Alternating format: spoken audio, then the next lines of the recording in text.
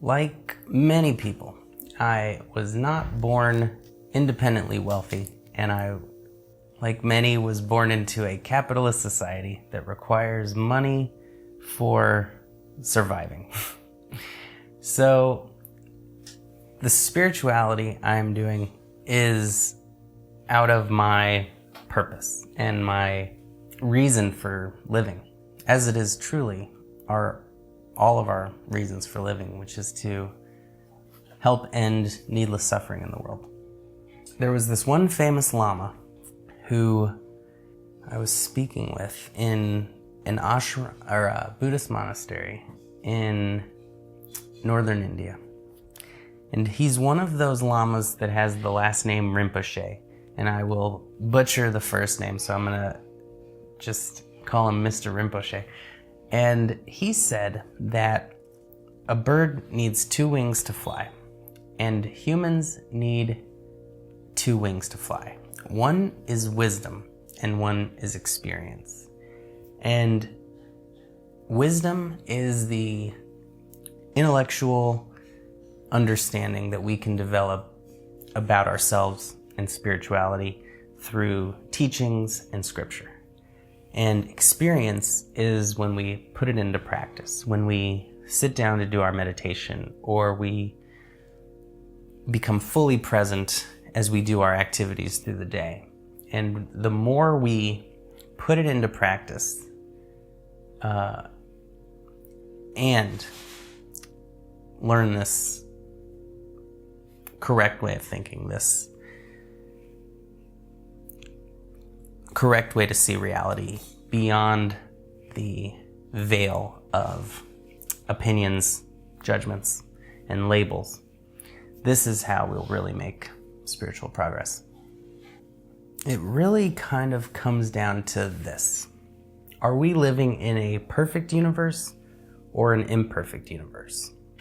If it's imperfect, we have to say God and the universe is imperfect, which maybe it is. So let's look at that, and then we'll see what would a perfect universe look like. Now, most people asking this question are thinking it means everyone is rich and everyone has only good things happen to them and nothing bad ever happens to anybody. And everyone's just living in heaven on earth.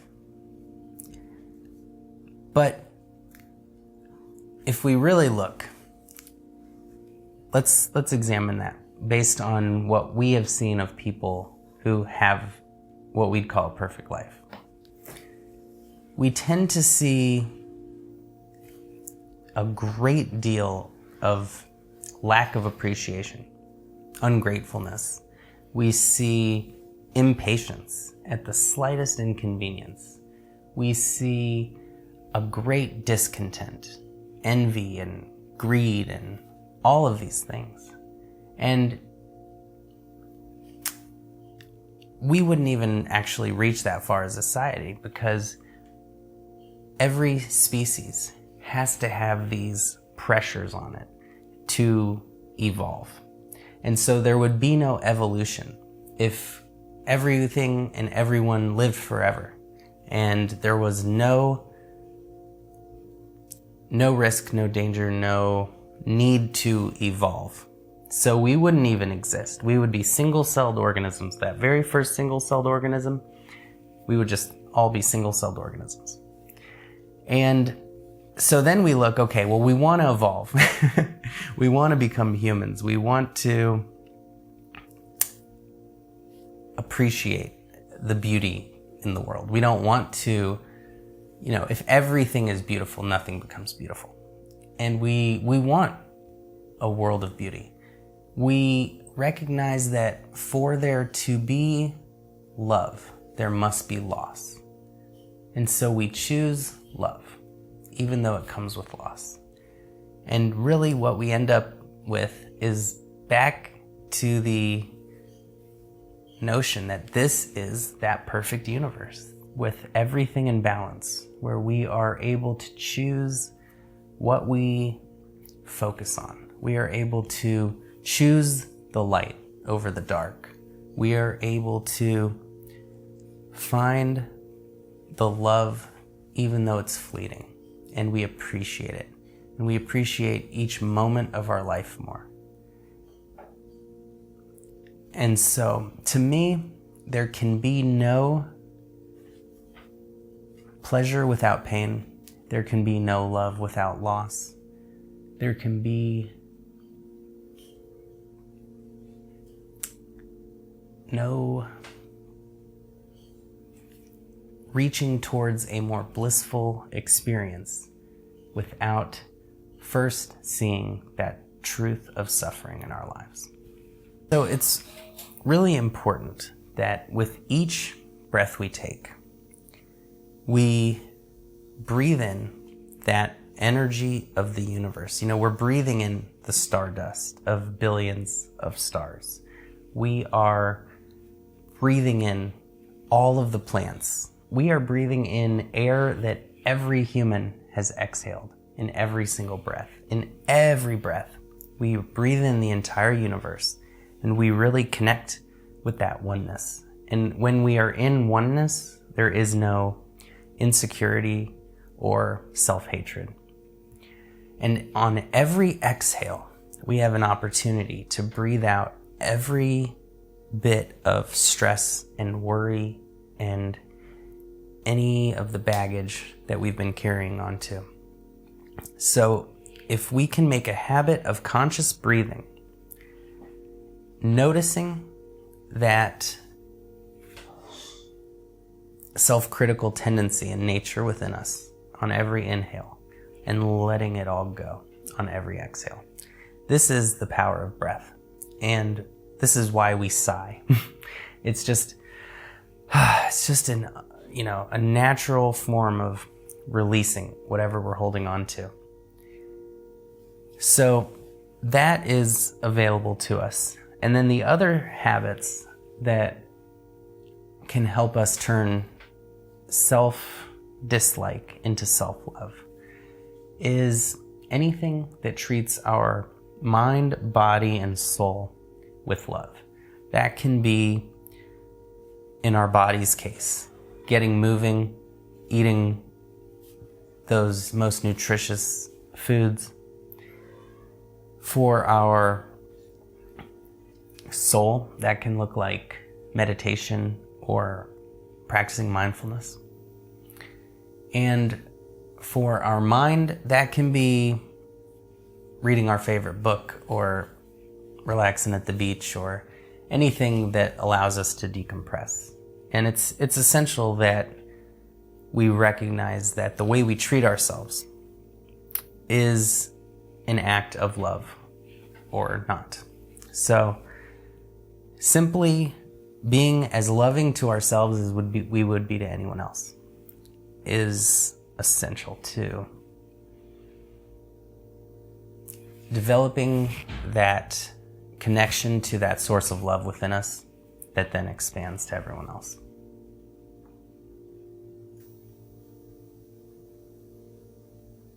I know that it can really feel like that sometimes, and we can feel alone and like there's no options. But in these times, we really need to remember that there are infinite options out there to us, and there are countless loving people.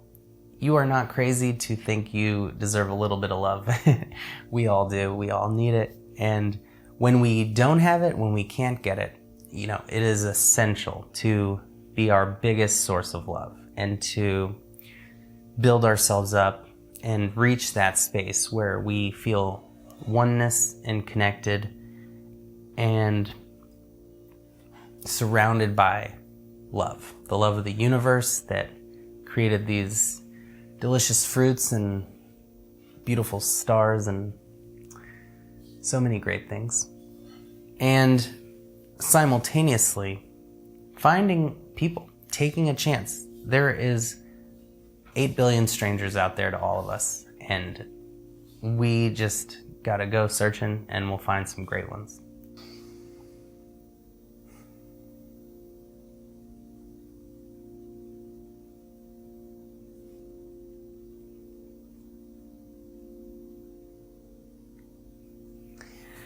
if somebody is in a lot of pain and they're going through some serious illness and they are living in the past and they are loving it, then I would never tell anyone to change. But if they're asking this question, then I assume that there is some stress and that the underlying reality of the present moment is causing a great deal of distress, and that they are not able to fully block out the present moment pain, and so they are looking for an outlet. And in that case, allow ourselves to fully sit with that pain, even explore it, even put our entire focus and curiosity on what actually is the feeling of pain. You know, what is the process? What is the sensation? What is the mechanism of how this feeling goes to my brain and is perceived? We begin to create a peace around our pain that actually not only heals our soul, but literally has been shown to diminish the experience of our pain. So we can do a mindfulness exercise where we simply put the focus on the pain. And this has been shown to reduce that level of pain. It has even been shown to heal people quicker because we are not stressed about our pain. We are relaxed. And when we're relaxed, our blood vessels are open, our body is able to heal more easily, and that rich oxygenated blood can get to every part of our body and bring those healing blood cells to it. Even if we're really feeling like this escape, my mental happy place is so much better, it is still strengthening that underlying tendency of escapism, which is underlying that fear and resistance. So the more we can break that cycle of fear and resistance, the more we're going to invite healing energy into ourselves. Recently, like so many of us, I've experienced some tragedies in my life, some loss of some very close people. And that is what inspired me to write this book, Grief and Spiritual Healing, because the teachings I lay out here are what helped me survive and get through such a horrible time. And I hope that these teachings can help you and your loved ones as well. It's available on Amazon in print and Kindle. And all the profits will go to a nonprofit foundation to help other people grieving.